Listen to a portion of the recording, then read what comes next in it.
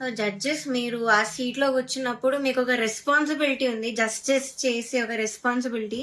కానీ మీరు అది చేయకుండా మీ ఇష్టం వచ్చిన వాళ్ళని తెచ్చి ఆ, మా అమ్మాయివే నువ్వు, నేను బుడతల బ్యాచ్ నుంచి నువ్వు అప్పటి నుంచి చూస్తున్నాను అది ఇది అని చెప్పి ఇవన్నీ చేసి మీరు సరస్వతి అమ్మవారిని అవమానం చేస్తున్నట్టు, మీ షేమ్ చేస్తున్నట్టు, ఇన్సల్ట్ చేస్తున్నట్టు సరస్వతి దేవిని. సో మీరు ఇలా చేసే పని అయితే ప్లీజ్ డోంట్ జడ్జి సీట్లో కూర్చోకండి. ఇంకా చిత్రమ్మ, ఎస్పి శైలజమ్మ, మనో గారు వీళ్ళు ఉంటే ఎంత బాగుంటుంది ఒక ఆ ప్లేస్లో, ఎంత బాగుంటుంది ఆ జడ్జ్మెంట్.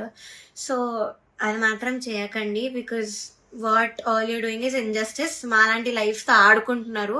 ఇలా మాకేం పవర్ లేదు, మనీ లేదు, we can buy anybody bribes ఇచ్చి, గిఫ్ట్స్ ఇచ్చి మేము అవేం చెయ్యలేము.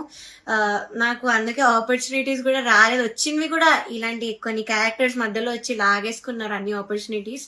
సో దయచేసి ఇలా ఒక లైఫ్తో ఆడుకోకండి. మీకు అంత ఇంజస్టిస్ చేయాలంటే అక్కడ కూర్చోకండి, అసలు జడ్జెస్ సీట్లోనే కూర్చోకండి. వాళ్ళు వేరే వాళ్ళని పెట్టుకుంటారు, ఇలా చిత్రామ్మ ఇలాంటి వాళ్ళని ఏదో ఒకటి చేసి పెట్టుకుంటారు. That is the right thing to do.